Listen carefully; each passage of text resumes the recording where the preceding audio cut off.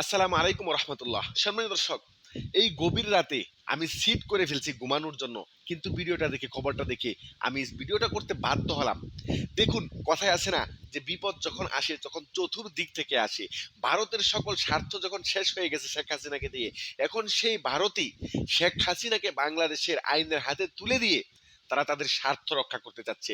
কারণ ভারতের বাংলাদেশে 11 বিলিয়নের মতন একটা বাজার রয়েছে, সেই বাজারকে তারা হাতছাড়া করতে চাচ্ছে না।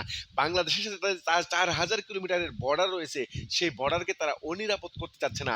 বাংলাদেশে তাদের যে সমস্ত স্বার্থ রয়েছে, প্রত্যেকটা স্বার্থকে রক্ষা করতে গেলে অবশ্যই বাংলাদেশের তাদের সম্পর্কটা ধরে রাখতে হবে। আর বাংলাদেশের সাথে তাদের সম্পর্ক মধুর করতে গেলে শেখ হাসিনাকে বাংলাদেশের হাতে তুলে দিতে হবে। এখন সেই গুঞ্জন ভারতীয় মিডিয়ায় চলতেছে।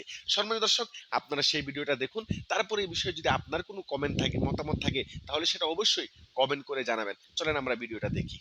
শেখ হাসিনাকে গ্রেপ্তার করে বাংলাদেশের হাতে তুলে দিতে হবে, তবে নাকি বাংলাদেশের সঙ্গে সম্পর্ক ভালো থাকবে ভারতের। যদি ভারত চায় বাংলাদেশের সঙ্গে সম্পর্ক ভালো থাকুক, তাহলে অবিলম্বে যেন শেখ হাসিনাকে গ্রেপ্তার করে তুলে দেওয়া হয় বাংলাদেশের হাতে। এটা কে বলছে? বাংলাদেশের তরফ থেকে বলা হয়েছে। না, তরফ থেকে কোন, কারা বলছে? এটা বিবৃতি দিয়ে বলা হয়েছে প্রেসিডেন্ট মেহবুব উদ্দিন খোকন। আচ্ছা, বলছি, ঠিক আছে, যাই হোক মানে ব্যাপারটা হচ্ছে যে এইভাবে কেউ যদি বলে ফেরত দাও, হ্যাঁ, আমি স্পেসিফিক্যালি বলে দিই, বাংলাদেশ সুপ্রিম কোর্ট বার অ্যাসোসিয়েশনের প্রেসিডেন্ট, বাংলাদেশ সুপ্রিম কোর্টের বার অ্যাসোসিয়েশনের প্রেসিডেন্ট মেহবুব উদ্দিন খোকন তিনি বলেছেন বিবৃতি। হ্যাঁ, না, ও তো ওদের অধিকার আছে বলার, কিন্তু ভারত সরকার এই সমস্ত দাবিকে শুনতে দায়বদ্ধ নয়।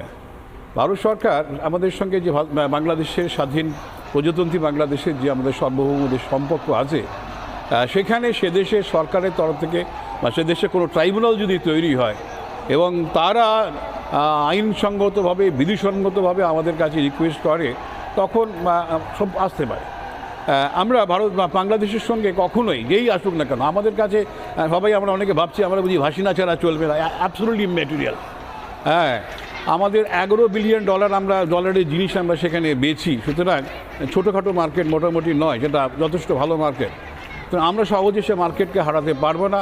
4,096 কিলোমিটার আমাদের বর্ডার আছে, সুতরাং সেই বর্ডারটাও একেবারে যে কোনো লোক যখন সময় ঢুকে পড়বে এবং অস্থির থাকবে, সেটাও আমরা চাইব না।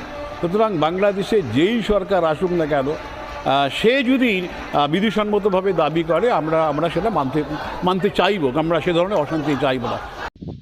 সম্মানিত দর্শক, আশা করছি আপনারা ভিডিওটা দেখেছেন।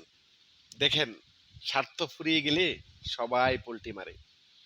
ভারতের শেখ হাসিনার দিকে স্বার্থ ফুরিয়ে গেছে, এখন সেই শেখ হাসিনাকে আবার বাংলাদেশের হাতে তুলে দিয়ে সেই স্বার্থ রক্ষা করতে যাচ্ছে।